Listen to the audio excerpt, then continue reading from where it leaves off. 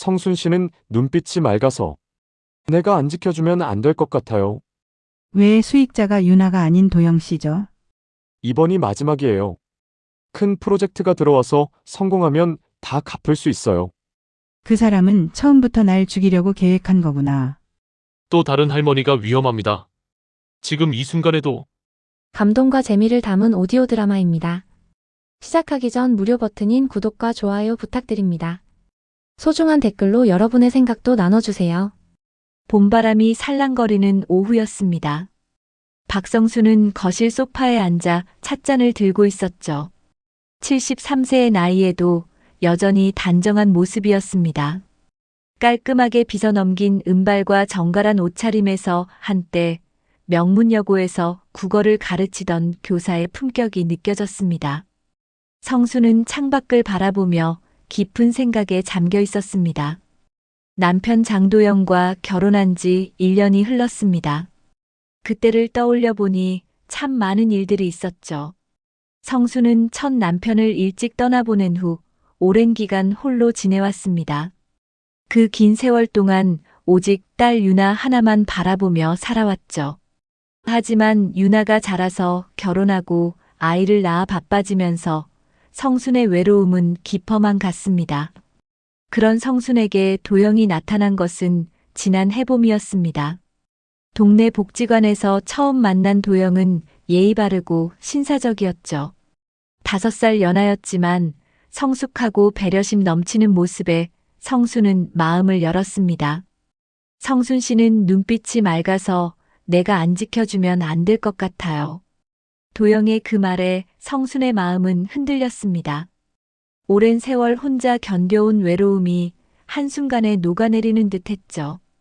딸 유나는 어머니의 재혼을 반대했지만 성수는 결국 도영과 함께하기로 결심했습니다. 엄마, 그 사람 너무 빠르잖아요. 만난 지 몇 달밖에 안 됐는데 벌써 결혼 얘기를 하다니. 유나야, 엄마도 사람이야. 혼자 있는 게 얼마나 쓸쓸한지 너는 몰라. 그렇게 성순과 도영은 부부가 되었습니다. 처음 몇 달간은 정말 행복했습니다. 도영은 다정하고 배려심 깊었죠. 성순의 건강을 챙겨주고 집안일도 함께 도와주었습니다. 여보, 오늘 병원 가시는 거 맞죠? 제가 같이 가드릴게요. 고마워요. 당신 덕분에 든든해요. 도영은 성순의 정기 검진에도 함께 따라가 주었고 시장에서 장을 볼 때도 무거운 짐을 들어주었습니다. 성수는 이런 도영의 모습에 감동했죠. 하지만 언제부터인가 도영의 행동에 변화가 생기기 시작했습니다. 처음에는 작은 변화들이었습니다. 외박이 늘어나기 시작한 것이죠. 여보, 오늘도 늦게 들어오세요? 네, 사업상 일이 있어서 부산 쪽으로 출장을 가야 해요. 이틀 정도 걸릴 것 같아요. 처음에는 일주일에 한두 번 정도였던 외박이 점점 늘어났습니다. 일주일에 서너 번, 때로는 일주일 내내 집에 오지 않는 날도 있었죠. 여보, 요즘 일이 너무 많으신 것 같은데 괜찮으세요? 성순이 걱정스럽게 물어보면 도영은 피곤한 표정을 지으며 대답했습니다. 요즘 경기가 안 좋아서 더 열심히 일해야 해요. 성순 씨가 걱정하지 않도록 건강 챙기면서 할게요. 도영은 건설 관련 사업을 한다고 했습니다. 하지만 구체적으로 어떤 일을 하는지는 자세히 말해주지 않았죠.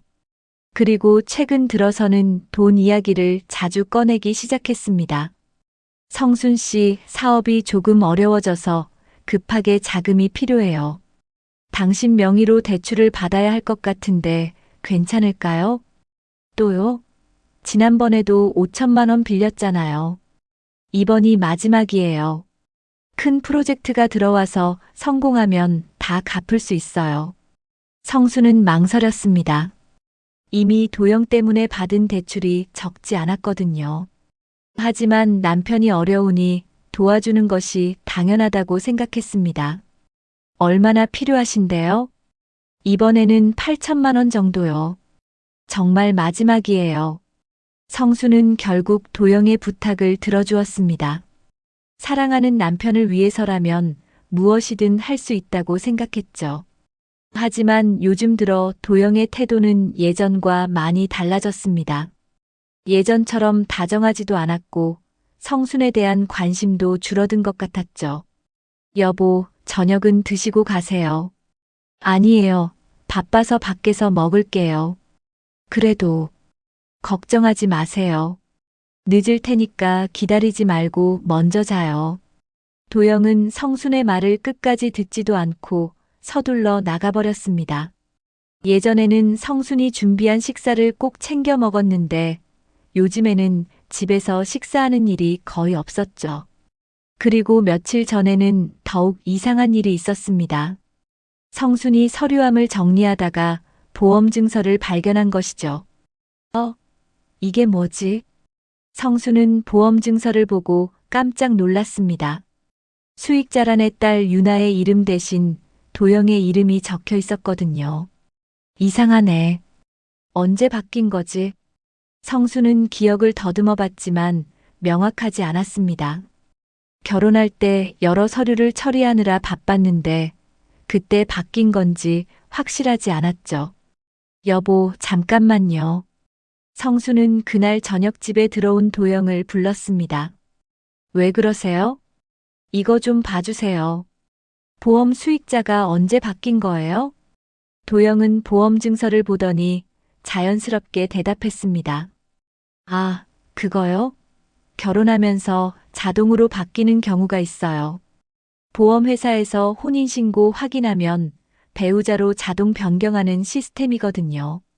그런 게 있나요? 네, 있어요. 요즘은 대부분 그래요. 부부가 되면 당연히 배우자가 수익자가 되는 거 아니에요? 성수는 그런 줄 몰랐다며 고개를 끄덕였습니다. 보험에 대해 잘 모르기도 했고 결혼 후 여러 가지가 자동으로 변경되는 것들이 있다는 건 들어본 적이 있었거든요. 성순 씨, 우리는 부부잖아요.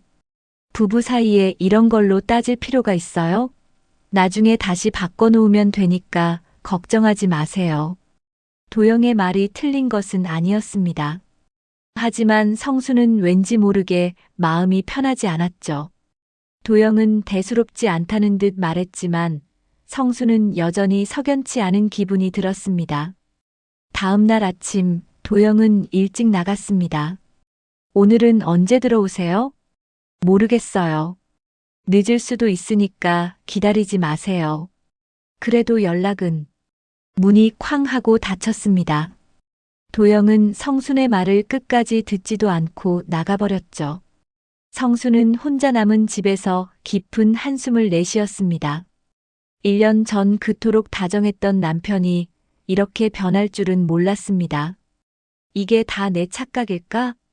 성수는 스스로에게 물어봤습니다. 하지만 뭔가 잘못되고 있다는 느낌을 지울 수 없었죠.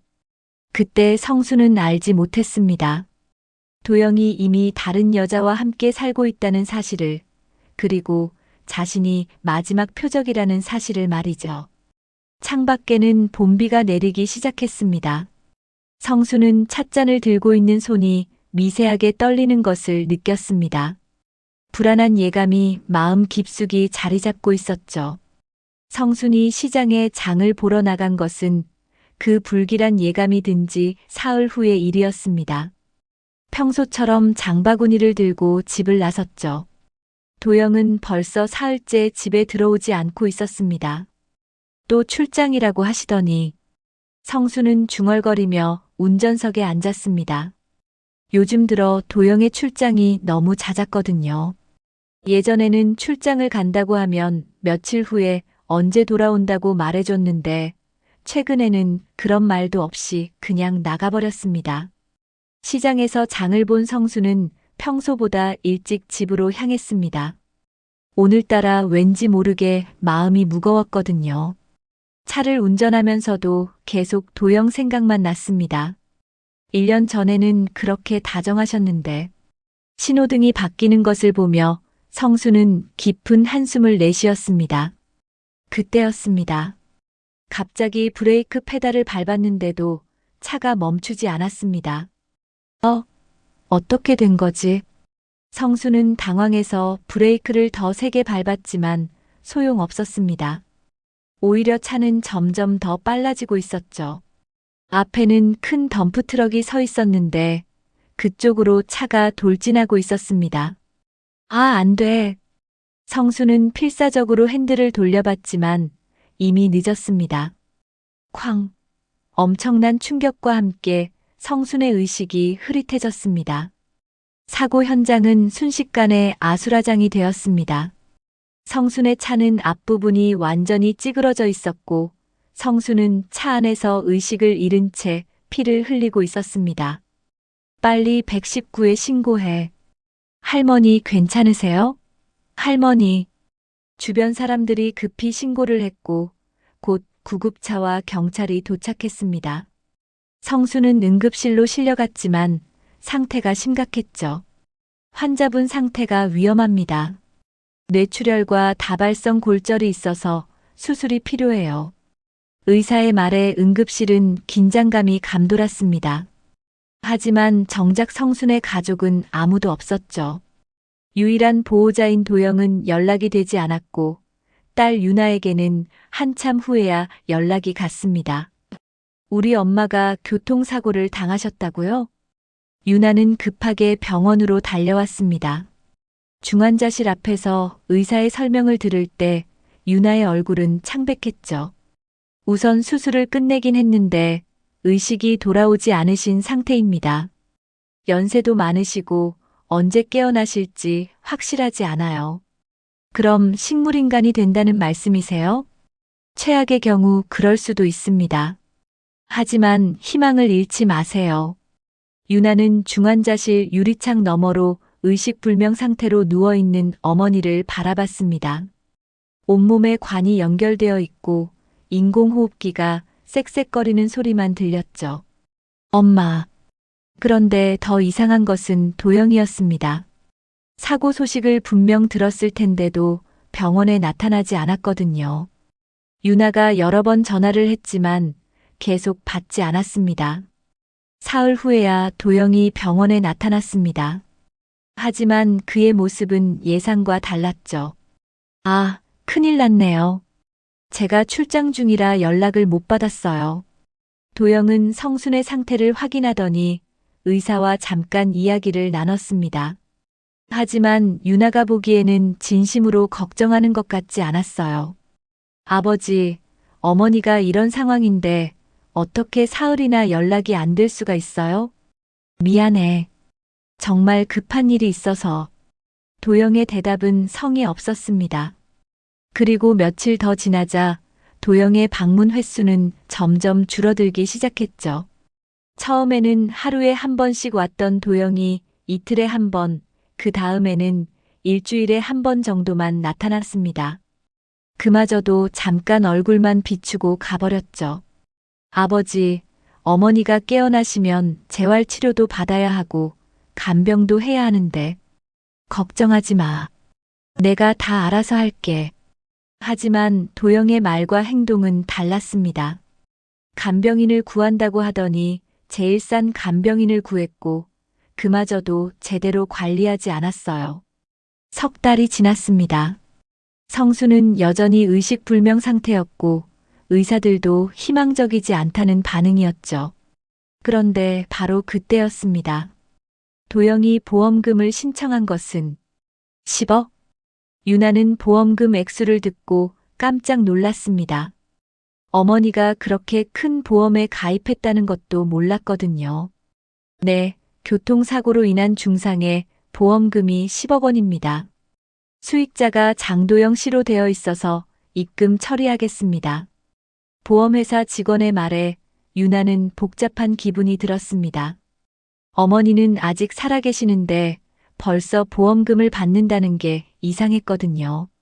더 이상한 것은 도영의 행동이었습니다. 보험금이 입금되자마자 도영은 휴대폰을 해지했습니다. 아버지, 전화가 안 돼요. 유나가 병원 간호사에게 말했습니다. 간병인도 갑자기 그만두겠다고 했고 모든 것이 한순간에 뒤바뀌었죠. 환자분 남편분이 연락처를 바꾸셨나 봐요. 병원비도 체납 상태거든요. 네. 그럴 리가 없는데요. 유나는 급히 엄마와 도영이 살던 집으로 갔습니다. 하지만 집은 이미 비어 있었어요. 이웃 사람의 말로는 며칠 전에 이사를 갔다고 했습니다. 이상하네요. 아무 말씀도 안 하시고. 유나는 당황했습니다. 어머니가 의식불명 상태인데 남편이 갑자기 사라진다는 게 말이 안 됐거든요. 그런데 더 충격적인 사실이 기다리고 있었습니다. 부동산에 가서 엄마 집의 임대차 계약서를 확인해 보니 계약자가 엄마가 아니라 전혀 다른 사람 이름으로 되어 있었던 거예요. 박장호? 이 사람이 누구죠? 도영은 처음부터 가짜 이름을 쓰고 있었던 것 같았습니다. 실제로는 박장호라는 이름을 쓰고 있었죠. 유나는 머릿속이 복잡해졌습니다. 어머니의 남편이 가짜 이름을 썼다는 것도 이상했고 보험금을 받자마자 사라진 것도 이상했습니다. 설마 유나의 머릿속에 끔찍한 생각이 떠올랐습니다. 혹시 어머니의 사고가 우연이 아닐 수도 있겠다는 생각이었죠. 그때 병원에서 연락이 왔습니다. 환자분 병원비를 중간 정산해야 하는데 보호자분이 오실 수 있나요? 유나는 급히 병원으로 갔습니다. 그런데 간호사가 이상한 말을 했어요. 참, 낮에 경찰에서 왔다 갔는데 교통사고 차량에서 블랙박스를 회수했는데 이상하게 사고 당일 기록이 없었대요. 하루 전부터 녹화가 중단됐다고 하네요. 블랙박스가 고장났다고요? 글쎄요. 경찰에서도 이상하다고 하더라고요. 연락처 받아놨으니까 통화 한번 해보세요. 유나는 점점 더 이상한 기분이 들었습니다. 블랙박스까지 고장이 난다는 게 우연의 일치치고는 꺼림칙했거든요. 바로 그때였습니다. 기적이 같은 일이 일어났습니다. 3개월간 의식불명 상태였던 성순이 눈을 뜬 것이죠. 엄마. 유나는 눈물을 흘리며 어머니의 손을 잡았습니다. 성순은 천천히 눈을 뜨고 유나를 바라봤죠. 유나야. 네, 엄마. 저예요. 성순의 목소리는 매우 약했지만 의식은 또렷했습니다. 의사도 놀라워했죠. 정말 기적입니다. 이 정도 부상으로는 깨어나기 어려웠을 텐데. 하지만 성순이 처음으로 한 말은 의외였습니다. 도영 씨는 어디 있니? 유나는 어머니에게 뭐라고 대답해야 할지 몰랐습니다. 남편이 보험금을 받고 사라졌다는 사실을 어떻게 말할 수 있겠어요? 엄마, 일단 몸부터 추스르세요. 나중에 천천히 말씀드릴게요. 하지만 성수는 계속 도영을 찾았습니다. 그럴 때마다 유나의 마음은 아팠죠. 어머니가 아직 모르고 계신 충격적인 진실을 말이에요. 성순이 의식을 되찾은 지 일주일이 지났습니다. 의사들은 기적이라고 했지만 성순에게는 깨어나서 마주한 현실이 더 큰 충격이었죠. 유나야, 도영 씨는 정말 어디 간 거니? 성순은 매일같이 도영을 찾았습니다. 유나는 그때마다 괴로웠어요. 어머니에게 진실을 말해야 할지 아니면 좀 더 회복될 때까지 기다려야 할지 고민이 되었거든요. 엄마, 아버지는 출장을 가셨어요. 한 달이나 출장을 간다고? 그런 출장이 어디 있니? 성수는 예전보다 더 예리해진 것 같았습니다. 의식불명 상태에서 깨어났지만 머리는 오히려 더 맑아진 듯 했죠. 아마 정말 중요한 일이 있으신 것 같아요. 유나는 최대한 자연스럽게 둘러댔지만 성수는 뭔가 이상하다는 걸 눈치채고 있었습니다. 그런데 며칠 후 유나가 병원에 올 때 들고 온 신문을 보다가 성수는 깜짝 놀랐습니다. 이 사람. 신문 사회면에 실린 사진 속의 남자가 너무 익숙했거든요. 하지만 이름은 달랐죠. 박장호 씨가 결혼 사기 혐의로 체포됐다? 성수는 신문을 자세히 읽어봤습니다. 60대 박모 씨라는 남자가 6, 70대 여성들을 상대로 결혼 사기를 쳐왔다는 내용이었어요. 그런데 사진 속의 남자는 도영과 너무 닮아 있었습니다. 유나야, 이 사람 좀 봐. 어떤 사람이요? 유나가 신문을 보더니 얼굴이 하얗게 변했습니다. 사진 속의 남자는 분명히 도영이었거든요. 엄마, 이 사람이 도영 씨 아니니? 너무 닮았어. 유나는 더 이상 숨길 수 없다고 판단했습니다. 어머니가 이미 눈치채기 시작했으니까요. 엄마, 사실 말씀드릴 게 있어요. 유나는 깊은 숨을 쉬고 입을 열었습니다. 아버지가 보험금을 받고 사라지셨어요. 뭐라고? 성수는 믿을 수 없다는 표정을 지었습니다. 엄마가 사고 나신 후 석 달 뒤에 10억 원의 보험금을 받으셨어요. 그리고 그 다음 날 집을 비우고 연락도 끊으셨고요. 10억? 내가 언제 그런 큰 보험에 들었다고? 성수는 당황했습니다. 자신이 그런 거액의 보험에 가입한 기억이 없었거든요. 엄마가 모르시는 사이에 보험을 추가로 가입하신 것 같아요. 수익자도 아버지로 되어 있었고요. 유나의 설명을 들은 성순의 얼굴은 점점 굳어졌습니다. 그럼 내가 사고 난 걸 기다렸다는 얘기야?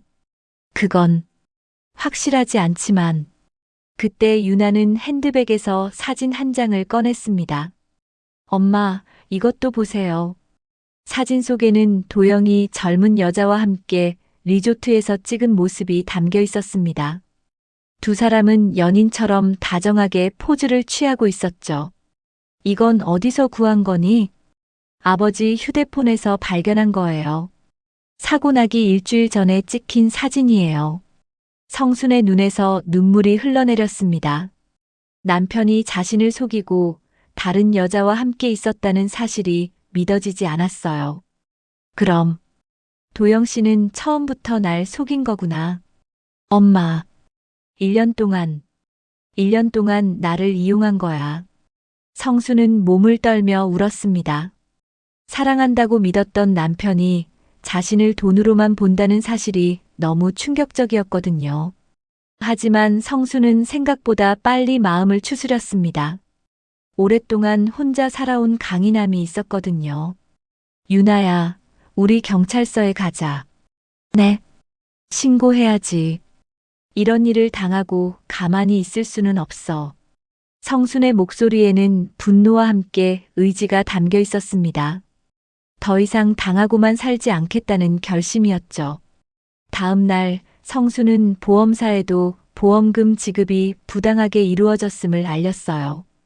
그리고 유나와 함께 경찰서에 갔습니다. 하지만 경찰의 반응은 시원하지 않았어요. 일단 사기죄로는 고발할 수는 있지만 교통사고와의 연관성을 증명하기는 어려울 것 같습니다. 블랙박스도 고장이 났다면서요? 그건 우연의 일치일 수도 있거든요. 확실한 증거가 필요해요. 경찰은 현실적인 한계를 설명했습니다. 도영이 보험금을 가지고 사라진 것은 사실이지만 교통사고를 일부러 냈다는 걸 증명하기는 어렵다는 것이었죠. 그럼 이대로 포기하라는 말씀이세요? 아니요. 다른 방법을 찾아보세요.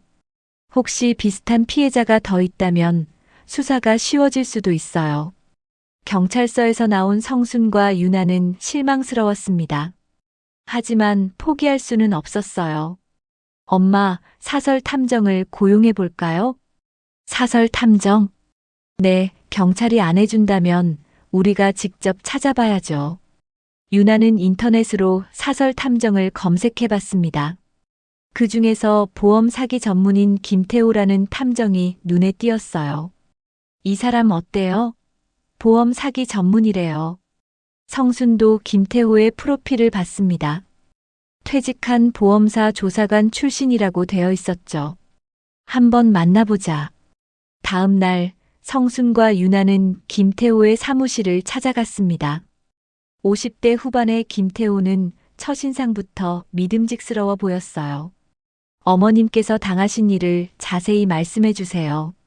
성수는 처음부터 끝까지 자세히 설명했습니다. 도영과의 만남, 결혼, 그리고 사고와 실종까지 모든 것을 털어놨죠. 김태호는 성순의 이야기를 들으면서 메모를 했습니다. 그리고 중간중간 질문을 던졌어요. 혹시 남편분이 과거에 다른 여성과 결혼한 적이 있다고 하지 않았나요? 네, 아내를 일찍 잃었다고 했어요. 그리고 사업을 한다고 했고요. 건설 관련 사업이라고 했는데 구체적인 건 잘 모르겠어요. 김태호는 고개를 끄덕였습니다. 뭔가 아는 것이 있는 듯한 표정이었죠. 어머님, 혹시 이 사진을 본 적이 있으세요?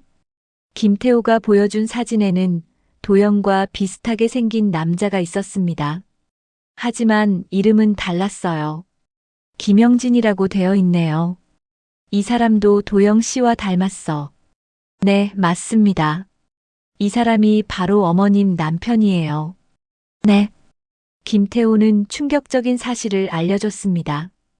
이 남자는 지금까지 최소 5번의 가짜 결혼을 했습니다. 매번 다른 이름을 쓰고 6, 70대 이상의 여성들만 골라서 접근했어요.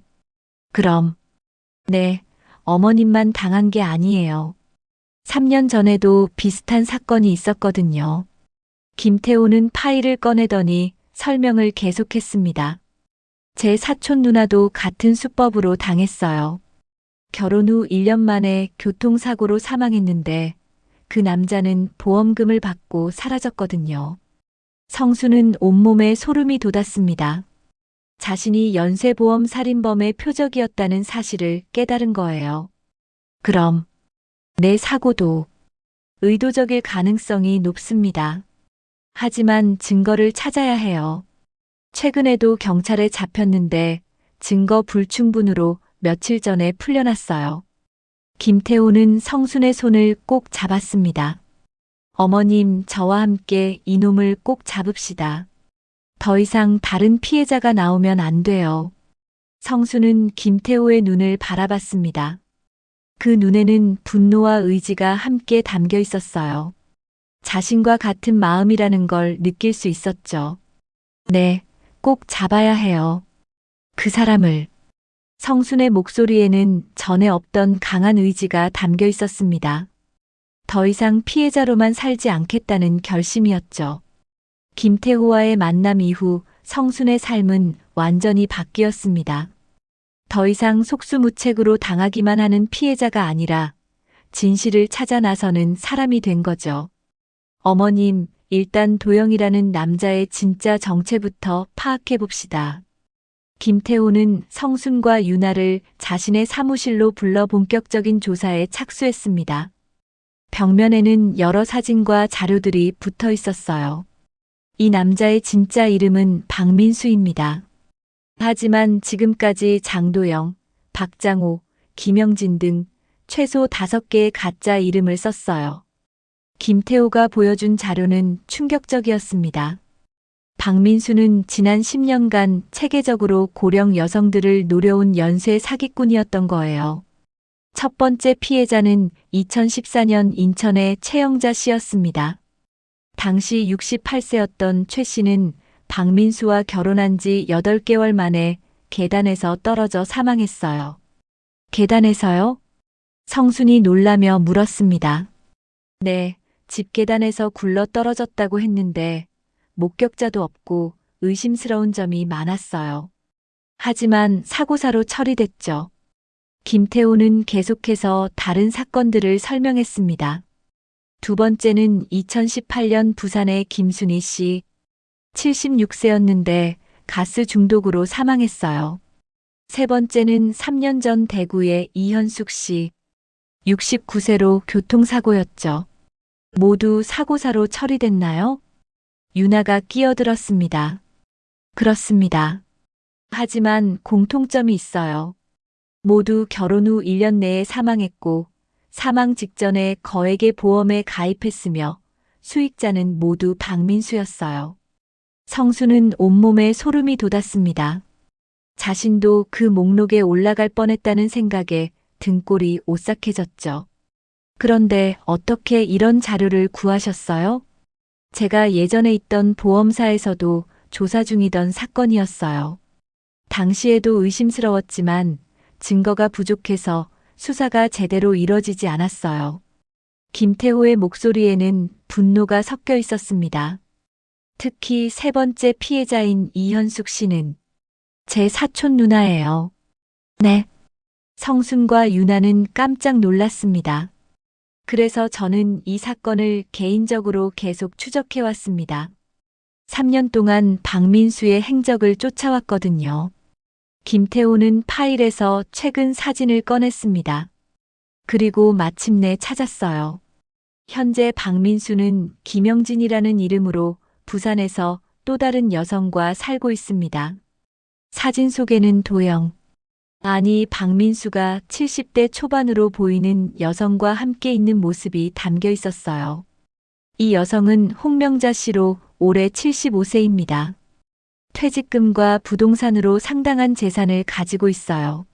성순의 마음이 급해졌습니다. 그럼 이분도 위험한 거 아니에요? 그렇습니다. 하지만 우리가 개입하기에는 증거가 부족해요.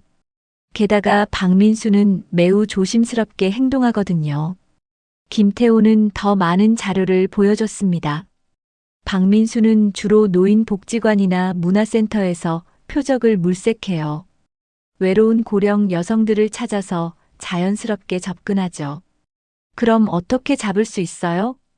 유나가 다급하게 물었습니다. 일단 과거 사건들의 증거를 더 모아야 해요. 그리고 현재 진행 중인 사건도 주시해야 하고요. 그때 김태호의 휴대폰이 울렸습니다. 잠깐만요. 네, 김태호입니다. 김태호는 전화를 받더니 얼굴이 굳어졌습니다. 네, 정말요? 알겠습니다. 바로 가보겠습니다. 전화를 끊은 김태호는 급하게 일어났습니다. 어떻게 된 거예요? 부산의 홍명자 씨가 병원에 실려갔다고 해요. 계단에서 떨어졌다고 하는데 성순과 유나의 얼굴이 창백해졌습니다. 그럼 또 아직 모르겠어요. 하지만 패턴이 너무 비슷해요. 바로 부산으로 가봐야겠어요. 김태호는 서둘러 준비를 했습니다. 함께 가시겠어요? 성수는 망설이지 않고 대답했습니다. 당연히 가야죠. 그분을 구해야 해요. 다음 날 새벽 성순과 유나, 김태호는 부산으로 향했습니다. 홍명자 씨는 현재 중환자실에 있습니다. 의식불명 상태고요. 박민수는 어디 있어요? 아마 병원에 있을 겁니다. 부산에 도착한 일행은 곧바로 병원으로 향했습니다. 중환자실 앞에는 정말로 박민수가 있었어요. 저기 있네요. 성수는 지난 1년간 남편이라고 생각했던 남자를 다시 보게 됐습니다. 저 사람 봐. 또 연기하고 있어. 유나가 분노에 찬 목소리로 말했습니다. 김태호는 조심스럽게 접근했습니다. 혹시 홍명자 씨 남편분이세요? 박민수는 김태호를 보더니 당황하는 기색을 보였습니다. 하지만 곧 자연스럽게 대답했어요. 네, 그런데 누구세요? 저는 보험조사관입니다.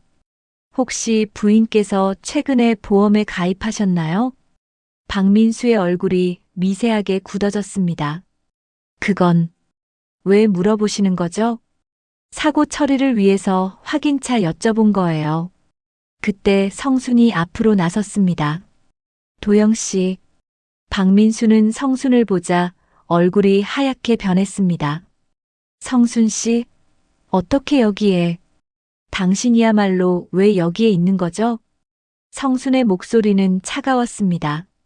나를 죽이려다 실패하니까 이제 다른 여자를 노리는 건가요? 무슨 소리예요? 저는 그만해요. 이제 다 알고 있어요. 유나가 끼어들었어요.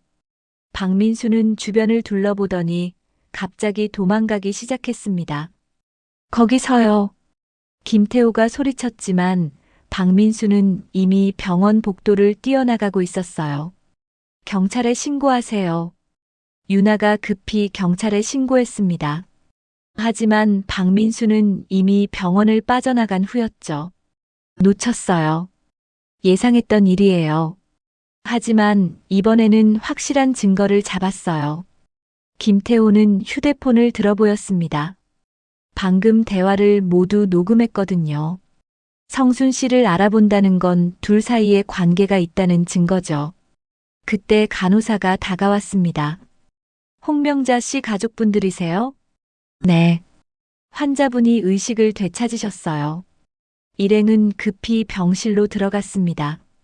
홍명자는 약하지만 또렷한 목소리로 말했어요. 형진 씨가 날 밀었어요. 네. 계단에서 일부러 밀었다고요. 홍명자의 증언은 결정적이었습니다.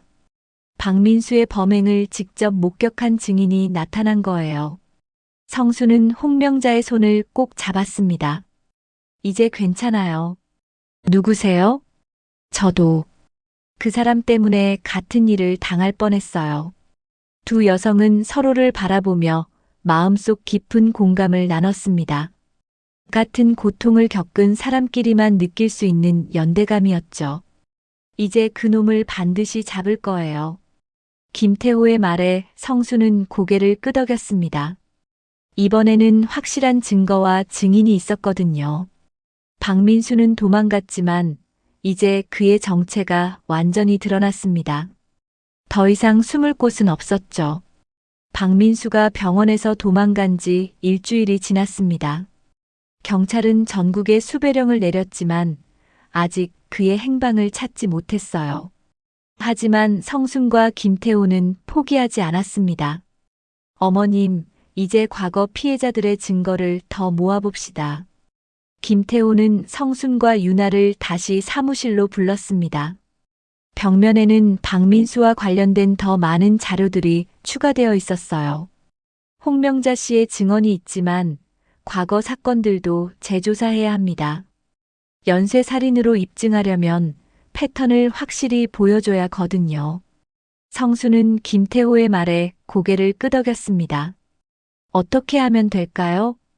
일단 첫 번째 피해자인 최영자 씨부터 다시 조사해 봅시다. 당시 사건 기록을 보면 이상한 점들이 많아요. 김태호는 파일을 펼쳐 보였습니다.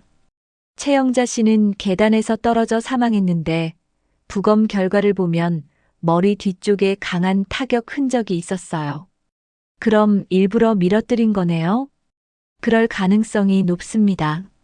하지만 당시에는 사고사로 결론 지어졌죠. 그때 성순이 무언가 떠올렸다는 표정을 지었습니다.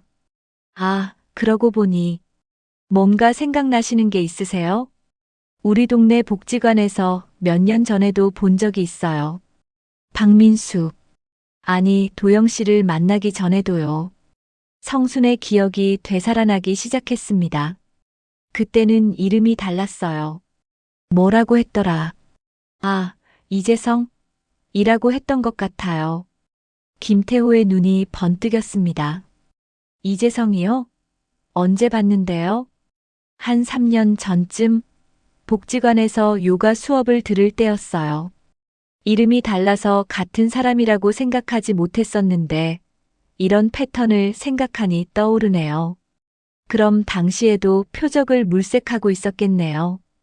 유나가 끼어들었습니다.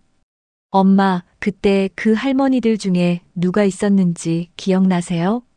성수는 잠시 생각해 봤습니다. 한명숙이 기억하고 있을 거예요. 그 사람이 제일 오래 다녔거든요. 한명숙은 성순의 오랜 친구였습니다. 같은 학교에서 교사로 일했던 동료였죠. 명숙이한테 물어봐야겠어요. 다음 날 성순과 유나는 한명숙을 만났습니다. 명숙은 성순의 사고 소식을 듣고 많이 걱정했던 터라 반가워했어요. 성순아, 정말 살아있어서 다행이야. 그런데 그 남자가 진짜 그런 놈이었구나. 명수가 혹시 3년 전에 복지관에서 봤던 이재성이라는 남자 기억나? 한명숙은 잠시 생각해 보더니 고개를 끄덕였습니다. 아, 그 잘생긴 남자. 여러 할머니들한테 연락처 물어보던 그 사람? 맞아. 그 사람이 도영 씨야. 정말? 그럼 그때부터.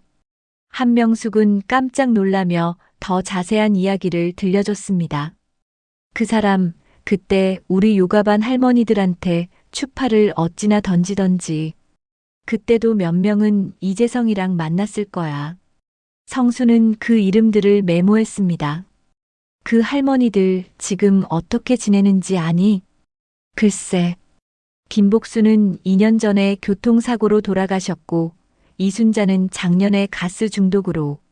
한명숙의 말을 들은 성순과 유나는 소름이 돋았습니다. 설마. 그리고 최근에 박정희 씨가 남자친구가 생겼다는 얘기를 들었어. 성수는 급히 김태호에게 전화를 걸었습니다.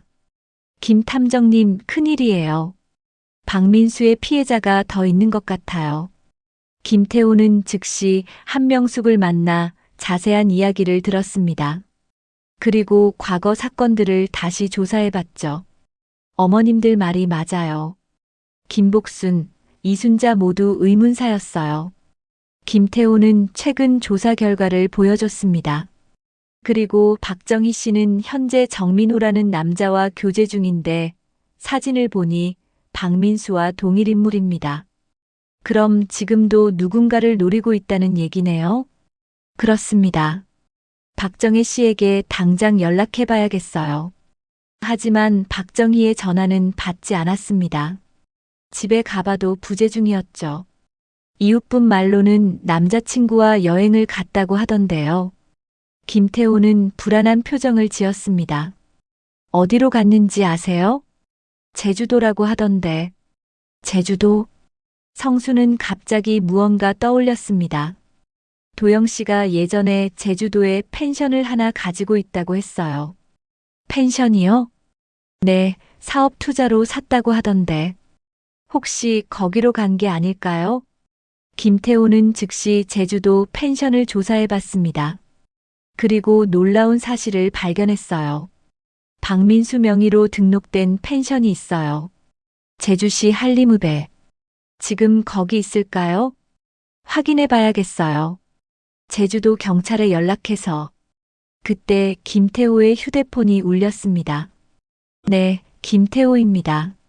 네, 정말요? 김태호는 통화를 마치고 심각한 표정을 지었습니다. 제주도에서 70대 여성이 펜션에서 실종됐다고 해요. 함께 있던 남성도 사라졌고요. 성순과 유나의 얼굴이 창백해졌습니다. 혹시 박정희? 아마도. 바로 제주도로 가봅시다. 그날 저녁 성순, 유나, 김태호는 제주도행 비행기에 몸을 맡겼습니다. 비행기 안에서 김태호는 계속해서 자료들을 정리했어요. 수색 작업을 하고 있는데 아직 발견하지 못했다고 해요. 살아있을까요? 성순이 걱정스럽게 물었습니다. 희망을 잃으면 안 돼요. 우리가 빨리 찾으면 구할 수 있어요. 제주도에 도착한 일행은 곧바로 펜션으로 향했습니다. 경찰들이 이미 수색을 하고 있었어요. 혹시 단서 같은 건 없나요? 김태호가 경찰에게 물었습니다. 펜션 안에서 여성 물건들이 발견됐는데 피해자 것으로 보입니다. 하지만 사람은 보이지 않아요. 성수는 펜션 주변을 둘러봤습니다. 그리고 뒤편 절벽 쪽에서 이상한 걸 발견했어요. 저기 뭔가 있어요. 절벽 아래로 내려가 보니 여성용 신발 한 짝이 떨어져 있었습니다. 이거 박정희 씨 신발 같아요. 경찰은 즉시 해안경비대에 연락해서 수색 범위를 바다까지 넓혔습니다. 그런데 몇 시간 후 놀라운 소식이 들려왔어요. 생존자를 발견했습니다. 해안경비대가 근처 방파제에서 박정희를 발견한 거예요.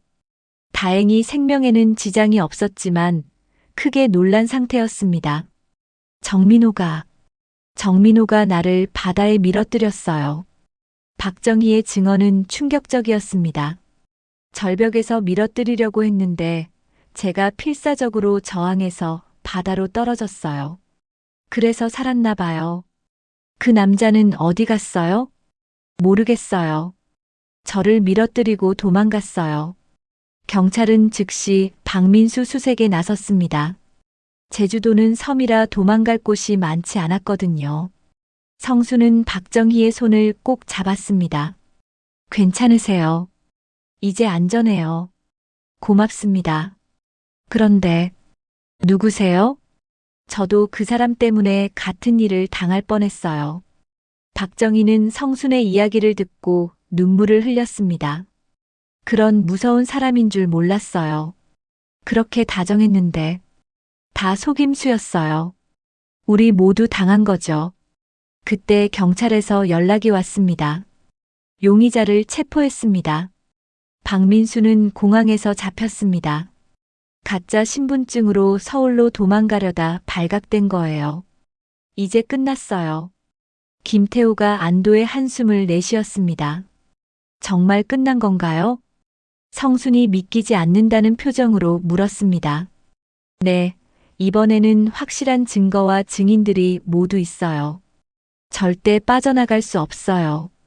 성순은 제주도 바다를 바라보며 깊은 숨을 쉬었습니다.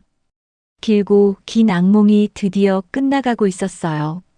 박민수가 체포된 후 서울로 돌아온 성순과 유나, 김태우는 본격적인 증거 수집에 나섰습니다.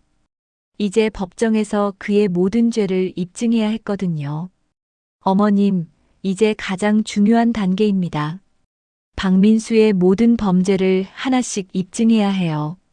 김태우는 사무실에 펼쳐놓은 자료들을 정리하며 말했습니다. 지난 몇 주간 모은 증거들이 산더미처럼 쌓여 있었어요. 그런데 가장 중요한 게 빠져 있어요. 뭔가요? 성순이 궁금해하며 물었습니다. 어머님 사고 당일의 결정적 증거요. 블랙박스가 고장났다고 했는데 혹시 다른 증거는 없을까요? 성순은 잠시 생각해 봤습니다. 사고 당일의 기억을 더듬어 보려 했지만 여전히 명확하지 않았어요. 기억이 잘 안 나요. 브레이크를 밟았는데 안 멈춰서. 혹시 사고 차량에서 가져온 물건들 중에 뭔가 없을까요? 유나가 끼어들었습니다. 엄마 차에서 가져온 물건들은 저희 집에 있어요. 어떤 물건들인데요? 핸드백이랑 선글라스, 그리고 맞다. 작은 캠코더가 있었어요. 성순이 갑자기 무언가 떠올렸다는 표정을 지었습니다. 캠코더요? 네, 도영 씨가 선물해 준 거예요. 여행 갈 때 쓰라고 해서 차에 두고 다녔거든요. 김태호의 눈이 번뜩였습니다. 그거 혹시 자동 녹화 기능이 있는 건 아닐까요? 잘 모르겠어요. 한 번도 써본 적이 없어서. 지금 당장 확인해 봅시다. 일행은 급히 유나의 집으로 갔습니다. 유나가 보관해둔 물건들 중에서 작은 캠코더를 찾아냈어요. 이거예요. 김태우는 캠코더를 자세히 살펴봤습니다. 최신형 소형 캠코더로 자동 녹화 기능이 있었어요. 이거 진짜 보조 블랙박스네요. 충격 감지 기능도 있고. 그럼 사고 당시 영상이 있을 수도 있다는 말씀이세요? 가능성이 높아요. 확인해 볼게요. 김태우는 캠코더를 컴퓨터에 연결했습니다. 그리고 사고 당일 날짜의 파일을 찾아봤어요. 있어요. 사고 당일 파일이 있어요. 영상을 재생하자 성순의 차 앞모습이 나왔습니다. 저건 영상에는 누군가가 성순의 차 밑에서 뭔가 작업을 하는 모습이 담겨 있었어요. 시간은 사고 전날 밤이었습니다. 차 밑에서 뭘 하고 있는 거지? 유나가 놀라며 물었습니다.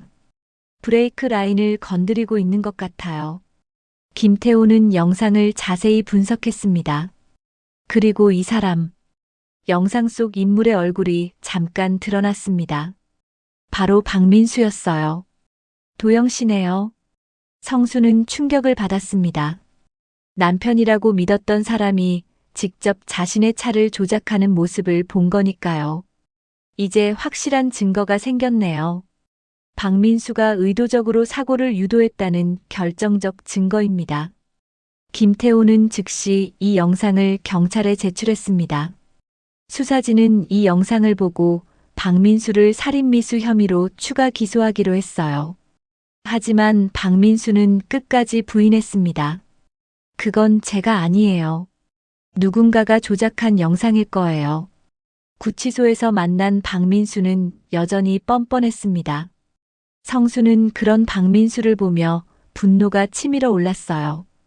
1년 동안 나를 속인 것도 모자라. 성순 씨, 오해해요. 저는 정말 당신을 사랑했어요. 사랑? 돈 때문에 죽이려 한 게 사랑이야? 성순의 목소리는 떨리고 있었습니다. 당신은 처음부터 내 돈만 노린 거잖아. 나같이 외로운 할머니들만 골라서. 박민수는 더 이상 변명하지 못했습니다. 너무 많은 증거가 나왔거든요. 며칠 후 또 다른 충격적인 사실이 드러났습니다. 박민수가 현재도 다른 여성과 결혼 상태라는 것이었어요. 뭐라고요? 성수는 믿을 수 없다는 표정을 지었습니다. 네, 대구에 사는 이미숙이라는 75세 여성과 작년에 결혼했어요. 이분은 아직 모르고 계시는 상황이고요. 김태호는 추가로 조사한 결과를 알려줬습니다. 그럼 나와 결혼했을 때도 이미 중혼이었다는 얘기네요? 그렇습니다. 박민수는 현재까지 총 3명의 여성과 동시에 결혼한 상태예요. 성수는 온몸이 떨렸습니다. 자신이 얼마나 철저하게 속았는지 깨달은 거예요. 그 여성분들도 위험하지 않을까요? 이미 경찰에서 보호 조치를 취했어요. 다행히 모두 무사합니다. 그런데 이때 또 다른 소식이 들려왔습니다. 박민수의 과거를 더 깊이 조사한 결과 그의 범죄가 10년이 아니라 20년 전부터 시작됐다는 것이었어요. 20년 전부터요? 네, 서울, 인천, 부산, 대구. 전국에서 최소 12명의 피해자가 있었던 것으로 보입니다. 김태호는 더 충격적인 자료를 보여줬습니다. 모두 60세 이상의 여성들이었고 젊은 시절에는 노인 변장을 하고 사기 결혼을 했대요. 모두 결혼 후 1년 내에 의문사했어요. 성수는 자신이 13번째 표적이었다는 사실에 소름이 돋았습니다. 나도 그 사람들처럼 죽을 운명이었던 거네요. 기적이에요. 어머님이 깨어나지 않았다면 박민수는 계속해서 더 많은 피해자를 만들었을 거예요. 이 모든 사실들이 언론에 알려지면서 사회는 충격에 빠졌습니다. 연쇄 결혼 사기꾼이자 살인범의 실체가 드러난 거였어요. 할머니들만 노린 악질 범죄자. 20년간 12명 살해 추정. 신문과 방송에서는 연일 이 사건을 다뤘습니다. 그리고 더 많은 피해자들이 나타나기 시작했어요. 저희 어머니도 5년 전에, 저희 이모도 비슷한 일을, 전국에서 비슷한 피해를 당한 가족들이 연락을 해왔습니다. 박민수의 범죄 규모는 상상을 초월했어요. 성수는 이런 상황을 보며 복잡한 심정이었습니다. 내가 살아서 이런 일들이 밝혀진 거구나. 어머님 덕분에 더 많은 피해를 막을 수 있었어요. 김태호는 성순의 용기를 치하했습니다. 그러는 사이 재판 준비도 차근차근 진행되고 있었습니다. 검찰은 박민수를 연쇄살인 및 살인미수, 사기, 중혼 등 여러 혐의로 기소했어요. 이번에는 절대 빠져나갈 수 없을 거예요. 담당 검사는 자신감을 보였습니다. 워낙 확실한 증거들이 많았거든요. 특히 어머님 사고 당시 영상은 결정적이에요. 이보다 더 확실한 증거는 없죠. 성수는 드디어 재판정에서 박민수와 마주할 날이 다가오고 있음을 느꼈습니다. 하지만 한편으로는 두렵기도 했습니다. 그토록 사랑했다고 믿었던 사람이 실제로는 자신을 죽이려 했다는 현실을 법정에서 다시 확인해야 하니까요. 괜찮으실 거예요. 저희가 모두 함께 할 테니까요. 유나가 어머니의 손을 꼭 잡았습니다. 네, 이제 진실을 밝혀야죠. 드디어 재판이 시작되는 날이 왔습니다.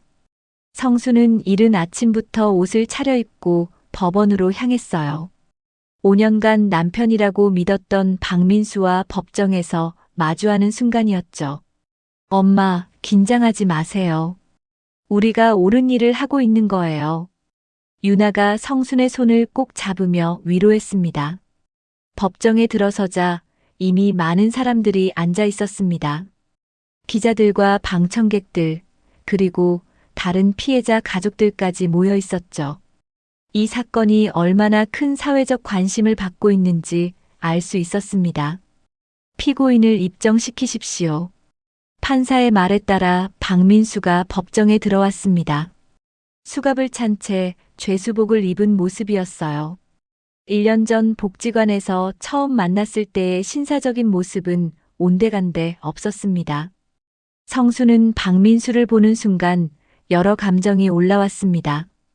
분노와 배신감, 그리고 씁쓸함이 한꺼번에 밀려왔어요. 피고인 박민수, 검찰이 기소한 연쇄살인 및 살인미수, 사기, 중혼 등의 혐의에 대해 어떻게 생각하십니까? 판사가 물었습니다. 박민수는 잠시 성순을 바라보더니 고개를 숙였습니다. 저는 무죄입니다. 법정이 술렁거렸습니다. 이토록 확실한 증거가 있는데도 끝까지 부인하고 있었죠. 검사는 차근차근 증거를 제시하기 시작했습니다.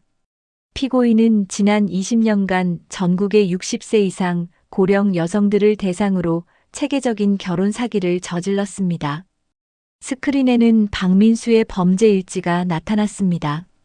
12명의 피해자들의 사진과 함께 각자의 사망 경위가 상세히 설명되었어요. 성수는 스크린 속 피해자들의 사진을 보며 마음이 아팠습니다. 모두 자신과 비슷한 나이의 여성들이었어요. 외로움 속에서 박민수의 달콤한 말에 속았을 그분들을 생각하니 눈물이 났습니다. 그리고 13번째 피해자가 될 뻔했던 박성순 씨의 경우를 보겠습니다. 검사는 성순의 사고 당시 영상을 법정에 공개했습니다. 박민수가 성순의 차 밑에서 브레이크 라인을 조작하는 모습이 선명하게 나타났어요. 법정은 정적에 잠겼습니다. 너무나 확실한 증거였거든요. 박민수는 영상을 보면서도 여전히 태연한 표정을 유지하려 했습니다. 저는 그런 일을 한 적이 없습니다. 누군가가 조작한 영상입니다. 그럼 영상 속 인물이 피고인이 아니라는 말씀입니까? 그렇습니다. 검사는 미소를 지으며 또 다른 증거를 제시했습니다. 그렇다면 이것은 어떻게 설명하시겠습니까?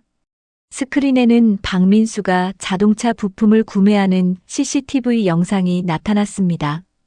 사고 전날 자동차 정비용품점에서 브레이크 관련 도구들을 구매하는 모습이었어요.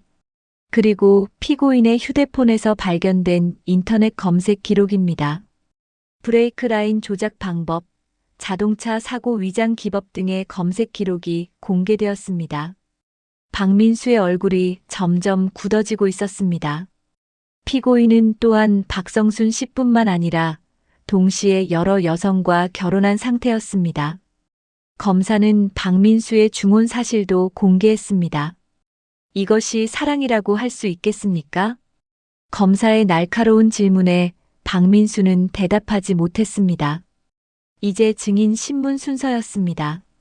첫 번째 증인은 홍명자였어요. 증인께서는 피고인에게 어떤 피해를 당하셨습니까? 김영진. 아니, 박민수가 저를 계단에서 밀어뜨렸어요. 죽이려고 했다고요. 홍명자의 목소리는 떨리고 있었지만 또렷했습니다. 왜 그런 일을 했다고 생각하십니까? 보험금 때문이에요. 저를 죽이고 보험금을 받으려고 했던 거예요. 두 번째 증인은 박정희였습니다. 저도 마찬가지예요. 제주도에서 바다에 밀어뜨리려고 했어요. 다행히 제가 수영을 할 줄 알아서 살았지만. 세 번째 증인은 김태호였습니다. 저는 3년 전부터 피고인을 추적해왔습니다. 제 사촌 누나도 피고인의 피해자였거든요. 김태호는 자신이 수집한 모든 증거들을 체계적으로 설명했습니다. 마지막으로 성순이 증인석에 섰습니다. 법정의 모든 시선이 성순에게 집중되었어요. 증인께서는 피고인과 어떤 관계입니까? 1년간 남편이라고 생각했던 사람이에요. 성순의 목소리가 조금 떨렸습니다. 피고인이 증인에게 어떤 일을 했습니까? 처음에는 정말 좋은 사람인 줄 알았어요. 외로운 저를 위로해주고 돌봐주는 것 같았거든요. 성순은 박민수를 바라봤습니다. 박민수도 처음으로 성순과 눈을 마주쳤어요. 하지만 모든 게 거짓이었어요. 제 돈을 노린 거였고 결국에는 저를 죽이려고까지 했어요.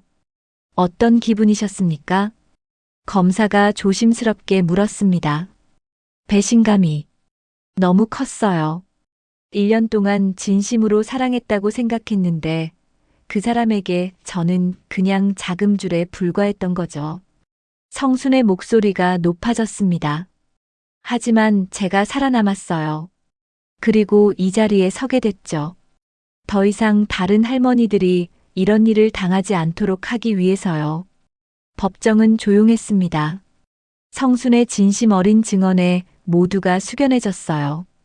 이번에는 변호인의 반대 신문이었습니다. 증인께서는 피고인이 정말로 증인을 죽이려 했다고 확신하십니까? 네, 확신해요. 하지만 그것은 추측일 뿐 아닙니까? 영상이 있잖아요. 제 차를 조작하는 영상 말이에요. 변호인은 더 이상 반박하지 못했습니다. 마지막으로 박민수에게 최후 진술 기회가 주어졌습니다. 피고인, 마지막으로 하고 싶은 말이 있습니까? 박민수는 한참 동안 침묵하더니 입을 열었습니다. 저는 그 여자들을 정말 사랑했습니다. 법정이 다시 술렁거렸습니다. 하지만 사랑한다는 게 이런 건가요? 돈 때문에 사람을 죽이는 게... 성순이 자리에서 일어나 소리쳤습니다. 조용히 하십시오. 판사가 질서를 잡았지만 성순의 분노는 가라앉지 않았어요. 판사는 잠시 법정을 정리한 후 말했습니다. 충분한 심리가 이루어졌다고 판단됩니다. 일주일 후 선고 공판을 열겠습니다. 재판이 끝나고 법정을 나서는 성순의 마음은 복잡했습니다. 오랫동안 기다렸던 순간이었지만 여전히 마음 한구석은 씁쓸했어요. 엄마, 수고하셨어요. 유나가 어머니를 안아주었습니다. 이제 정말 끝나는 건가? 네, 곧 끝날 거예요. 김태호도 성순에게 다가왔습니다. 어머님께서 용기를 내주셔서 정의가 실현될 수 있었어요. 성순은 고개를 끄덕였습니다. 이제 선고만 남았어요. 박민수가 어떤 형을 받을지, 그리고 자신의 길고 긴 악몽이 정말로 끝날 수 있을지 기다리는 일만 남았습니다. 선고 공판 날, 성수는 평소보다 일찍 일어났습니다. 창밖으로 따스한 햇살이 들어왔어요. 마치 새로운 시작을 알리는 것 같았습니다. 엄마, 준비되셨어요? 유나가 어머니 방으로 들어왔습니다. 성수는 거울 앞에서 옷을 다시 한번 정리하고 있었어요. 응, 이제 정말 마지막이구나. 성순의 목소리에는 긴장감과 함께 해방감이 섞여 있었습니다. 길고 긴 악몽이 드디어 끝나는 순간이었거든요. 법원에 도착하자 이미 많은 사람들이 모여 있었습니다. 기자들과 방청객들, 그리고 다른 피해자 가족들까지 모든 이들이 이 순간을 기다리고 있었어요. 어머님, 오늘로 모든 게 끝날 거예요. 김태우가 성순에게 다가와 말했습니다. 정말 고생 많으셨어요. 어머님 덕분에 많은 사람들이 구원받았어요. 성순은 고개를 끄덕였습니다. 하지만 마음 한구석에는 여전히 복잡한 감정이 남아 있었어요. 모든 방청객은 자리에 앉아주십시오. 법정이 열렸습니다. 박민수가 다시 한번 법정에 들어왔어요. 일주일 전보다 더욱 초라해 보였습니다. 판사가 엄숙한 표정으로 선고문을 들어 올렸습니다. 피고인 박민수에 대한 판결을 선고하겠습니다. 법정은 정적에 잠겼습니다. 피고인은 지난 20년간 총 12명의 고령 여성을 대상으로 계획적이고 지속적인 살인을 저질렀습니다. 판사의 목소리가 법정에 울려 퍼졌습니다. 또한 박성순 씨에 대해서는 살인 미수를 시도했으며 다수의 여성들을 대상으로 결혼 사기와 중혼을 일삼았습니다. 이는 우리 사회의 가장 약한 고리인 고령 여성들을 노린 극악무도한 범죄로서 결코 용서받을 수 없는 행위입니다. 성수는 판사의 말을 들으며 가슴이 벅차올랐습니다. 마침내 정의가 실현되는 순간이었어요. 따라서 본 법원은 피고인 박민수에게 다음과 같이 선고합니다. 판사가 잠시 멈췄습니다. 법정의 긴장감이 최고조에 달했어요. 연쇄살인죄로 무기징역, 살인미수죄로 징역 15년, 사기죄로 징역 10년, 중혼죄로 징역 3년을 선고합니다. 각 죄목은 병합하여 무기징역에 처합니다. 법정이 술렁거렸습니다. 최고형인 무기징역이 선고된 것이었어요. 박민수는 선고를 듣고도 별다른 반응을 보이지 않았습니다. 이미 각오하고 있었던 것 같았어요. 또한 피해자들에 대한 손해배상으로 총 50억 원을 지급하라고 명합니다.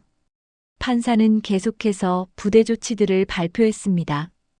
피고인의 모든 재산은 몰수하여 피해자들에게 배상하도록 하며 가석방 없는 무기징역으로 선고합니다. 선고가 끝나자 법정은 박수 소리로 가득 찼습니다. 피해자 가족들과 방청객들이 일제히 박수를 쳤어요. 성수는 눈물을 흘리고 있었습니다. 엄마. 유나가 어머니를 껴안았습니다. 드디어 끝났어요. 정말 끝났어요. 응, 이제 정말 끝났구나. 성수는 유나의 품에 안겨 한참을 울었습니다. 지난 몇 년간의 모든 고통과 분노, 그리고 두려움이 한꺼번에 쏟아져 나왔어요. 법정을 나온 성수는 기자들에게 둘러싸였습니다. 박성수님, 지금 기분이 어떠세요? 다른 피해자 가족들에게 하고 싶은 말씀이 있으신가요? 성수는 잠시 생각하더니 입을 열었습니다. 저는 운이 좋았어요. 살아남을 수 있었거든요. 성순의 목소리는 담담했습니다. 하지만 저처럼 당하신 다른 분들은 다시 돌아올 수 없어요. 그분들을 생각하면 아직도 마음이 아파요. 앞으로 어떻게 살아가실 계획이세요? 이제는 저 같은 피해자가 더 이상 생기지 않도록 도와야죠. 경험을 나누고 조심하라고 알려드려야 해요. 성순의 말에 기자들도 숙연해졌습니다. 며칠 후 성수는 지역 복지관에 들렀습니다. 요즘 성수는 이곳에서 노인 대상 금융 피해 예방 강연을 하고 있었어요. 성순 선생님, 오늘도 오셨네요. 복지관 직원이 반갑게 인사했습니다. 네, 할머니들이 기다리고 계실 텐데요. 강연장에는 성순과 비슷한 나이의 여성들이 20여 명 앉아 있었습니다. 모두 성순의 이야기를 듣기 위해 온 분들이었어요. 안녕하세요, 여러분. 성순이 단상에 올라섰습니다. 저는 여러분과 똑같은 평범한 할머니였어요. 외롭고 때로는 쓸쓸하기도 했죠. 청중들이 고개를 끄덕였습니다. 그런 제게 어떤 남자분이 나타났어요. 정말 좋은 분인 줄 알았죠. 성수는 자신의 경험을 솔직하게 들려줬습니다. 하지만 모든 게 거짓이었어요. 제가 너무 외로워서 판단력을 잃었던 거죠. 그래서 여러분께 말씀드리고 싶어요. 외로움은 자연스러운 감정이에요. 하지만 그 외로움 때문에 성급한 판단을 하면 안 돼요. 한 할머니가 손을 들었습니다.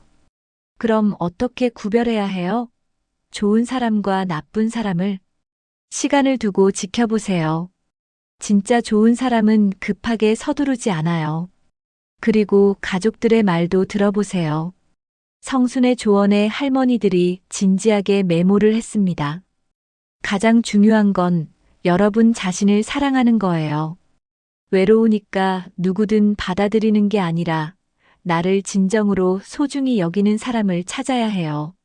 강연이 끝나고 한 할머니가 성순에게 다가왔습니다. 선생님, 저도 비슷한 일을 당할 뻔했어요. 오늘 강연 듣고 정말 다행이라는 생각이 들어요. 다행이에요. 조심하셔야 해요. 성수는 그 할머니의 손을 꼭 잡았습니다. 집으로 돌아온 성수는 거실에 앉아 차를 마시며 창밖을 바라봤습니다. 석양이 아름답게 물들어 있었어요. 유나가 들어왔습니다. 엄마, 오늘 강연은 어땠어요? 좋았어. 나처럼 당할 뻔한 할머니도 있더라. 그럼 보람이 있으시겠네요. 응, 내가 겪은 일이 헛되지 않는 것 같아서 다행이야. 성순의 얼굴에는 평온함이 깃들어 있었습니다. 엄마, 이제 사람 다시 믿겠어요? 유나가 조심스럽게 물었습니다. 성순은 잠시 생각하더니 미소를 지었습니다. 믿을 사람은 정해져 있지. 내 가족뿐이야. 하지만 세상에는 좋은 사람들도 많아요. 알아. 하지만 이제는 조심스럽게 천천히 알아가려고 해. 창밖으로 햇살이 비쳐 들어왔습니다. 성순의 얼굴을 따스하게 감싸주는 햇살이었어요. 성순은 더 이상 예전에 외롭고 상처받은 여성이 아니었습니다. 시련을 겪고 더 강해진 사람이었어요. 그리고 자신의 경험을 통해 다른 사람들을 돕는 사람이 되었습니다. 늦게라도 알아차리면 아직은 끝난 게 아닙니다. 성순이 다시 한번 중얼거렸습니다. 이 말은 이제 많은 사람들에게 희망과 용기를 주는 말이 되었어요. 그날 밤 성순은 오랜만에 깊은 잠에 들었습니다. 더 이상 악몽은 없었어요. 평온하고 안전한 잠이었습니다. 성순의 얼굴에는 억울함 대신 당당함이 깃들어 있었습니다.